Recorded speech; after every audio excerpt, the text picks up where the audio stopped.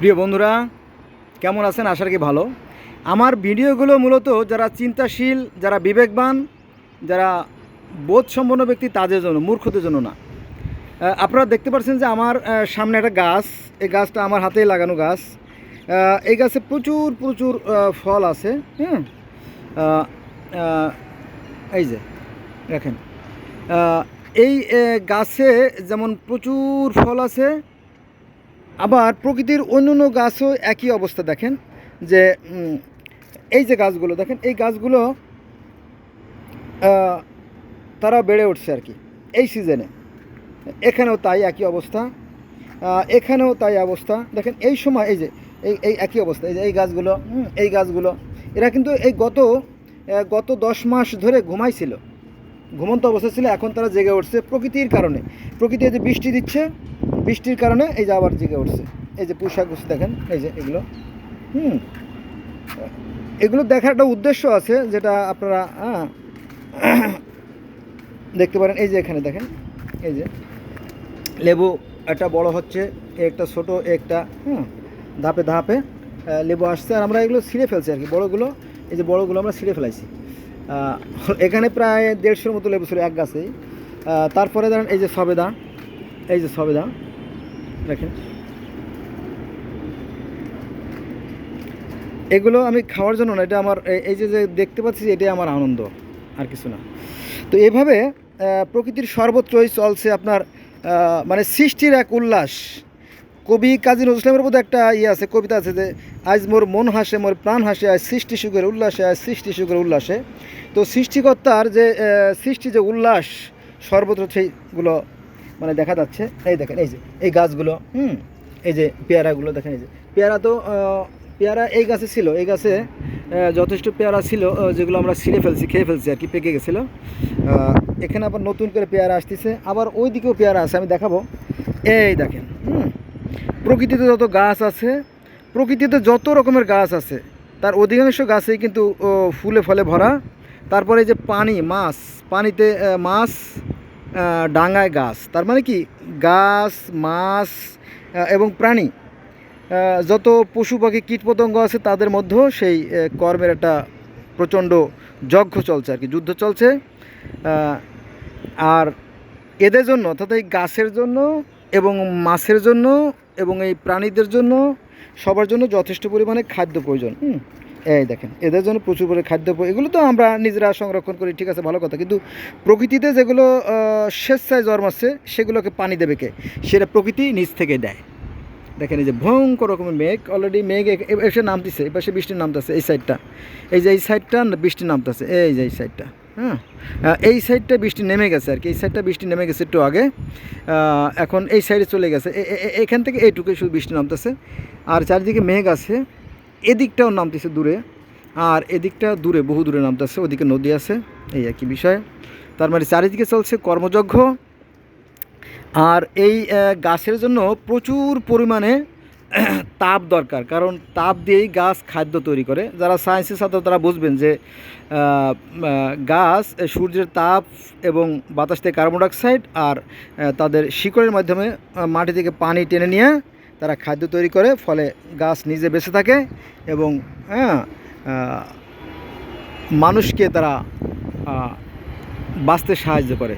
এই জন্য অতীতে, অর্থাৎ সেই বহু প্রাচীনকাল থেকে এই গাছকে মানুষ পূজা করত। গাছ কিন্তু সৃষ্টিকর্তা না যে তাকে আমরা পূজা করব, কিন্তু গাছ হচ্ছে অনেকটা দেবতার মতোই। তারা তাদের ফুল, ফল, পাতা, ছায়া এবং অক্সিজেন সেগুলো দান করে মানুষকে আর কি। তো দেখেন যে এই গাছ যেদিন থাকবে না, যেদিন গাছ থাকবে না, সেদিন মানুষও থাকবে না। কারণ গাছ অক্সিজেন তৈরি করে, আর সেই অক্সিজেন দিয়ে পৃথিবীতে যত প্রাণী আছে, যেমন মাছেরও অক্সিজেন দরকার, পশু পাখি, কীটপতঙ্গ, সবার অক্সিজেন দরকার। তো গাছ যদি অক্সিজেন না দেয়, তাহলে মানুষ 3 মিনিট বা 5 মিনিটের বেশি বাঁচবে না, তাই না? তার মানে কি, সূর্যের সাথে আলোর সাথে তাপের সাথে বাতাসের সাথে মেঘের সাথে বৃষ্টির সাথে গাছের সাথে মানুষের, মানে সবার সাথে, মানে এই যে মানে আমাদের এই পৃথিবীটা একটা জীবন্ত, এই যে গোটা পৃথিবী একটা জীবন্ত বলতে পারেন জীবন্ত। এই যে সূর্য তাপ দিচ্ছে, ফলে বাতাস প্রবাহিত হচ্ছে, তাই না? দেখেন এই যে গাছগুলো দুলতেছে, বোঝাই যাচ্ছে, তাই না? এগুলো বাতাস। হ্যাঁ, এইটা যারা তাও ধর্ম, সিন্ত ধর্ম মানুষ, কনফুসিয়াস ধর্মের মানুষ, তারা বলে এই আমরা ওই প্রকৃতির সন্তান। এই যে প্রকৃতির হাত, এই যে হাতের ছোঁয়া না, এটা হচ্ছে আমাদের সৃষ্টিকর্তার হাতের ছোঁয়া। এই যে এই বাতাসটা হচ্ছে সৃষ্টিকর্তার হাত, আলো তার এক প্রকার হাত। তিনি সর্বত্র আছেন, তিনি শক্তিরূপে সর্বত্র বিরাজমান। আর হিন্দুরা তাই বলে যে সৃষ্টিকর্তা সব কিছুর মধ্যেই আছেন। হ্যাঁ, এটাই তার প্রকাশিত রূপ। আর কোরআন শরীফে এরকম কথা বলা আছে যে আল্লাহ আল জাহের, আল্লাহ আর বাতেন, অর্থাৎ তিনি প্রকাশ্য আছেন এবং গোপনে আছেন। কিন্তু তিনি প্রকাশ্য কীভাবে আছেন সেটাও আলেমরা বলতে পারে না, আর তিনি গোপনে কীভাবে আছেন সেটাও বলতে পারে না। শুধু বলে আছেন, শুধু বলে তিনি আছেন, তিনি আছেন। এইটা লক্ষ্য করে দেখেন, এই ছোটো ছোটো ফুল আসতে দেখেন, এই যে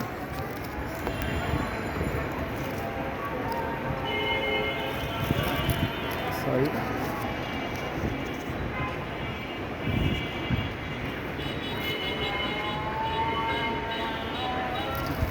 ওইগুলো খুব ছোট, আর এগুলো একটু বড় হয়েছে। আর ওই গাছটায় যথেষ্ট ধরছিল, 24টা পেয়ারা ধরছিল, আর নিচের একটা আছে 5টা। মোটামুটি ধাপে ধাপে ফল আসতেছে, এই হলো বিষয়। আর এখানে সবেদা তো সারা বছরই ধরে। সবেদাগুলো দেখেন একটু বড় হচ্ছে, এই যে এই যে এই যে এগুলো একটু বড়, এই যে একটু বড়, এই যে এগুলো একটু ধরতেছে আর কি। আর এগুলো তো বড় হয়ে গেছে আর কি। আমার মনে হয় যে সৃষ্টিকর্তা অনেক বড় মাপের একজন কৃষক। কারণ আমি যেহেতু মুসলমানের সন্তান, আমাদের প্রথম মানব হযরত আদম আলাইহিস সালাম যখন পৃথিবীতে আসেন, আমাদের আদি পিতা আদম আলাইহিস সালাম যখন পৃথিবীতে আসেন, তখন তার সাথে একটা গরু ছিল। আর আদমের এক হাতে ছিল এক মুষ্টি গম, আর এক হাতে ছিল আপনার এক মুষ্টি জান্নাতি গাছের পাতা। তো পৃথিবীতে যত গাছপালা তৈরি হয়েছে, সেই এক হাতের সেই জান্নাতি পাতা থেকে পৃথিবীতে গাছের সৃষ্টি।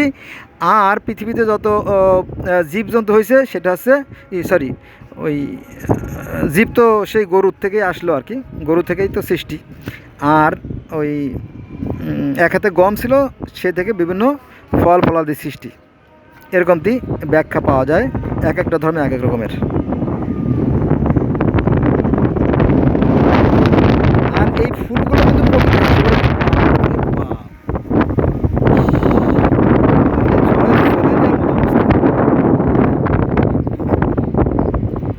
সাংঘাতিক রকমের।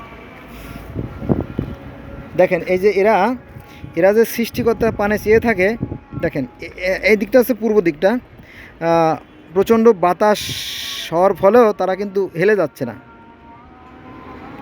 এটা পূর্ব দিকটা, মানে এই দিকটা পূর্ব দিক, এই যে আমার নখের দিকটা, এই যে দেখেন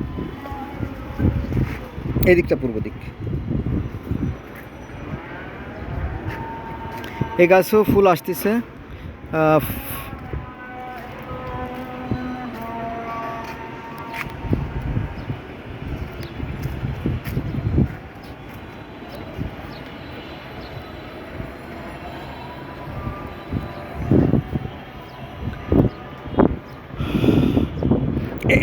এই দেখেন, এই যে আমার সামনে যে চিল উঠতেছে না, এই চিলেরও কয়েকদিন পরে ওরা ডিম দেবে।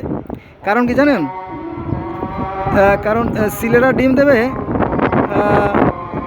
এই যে এখন যে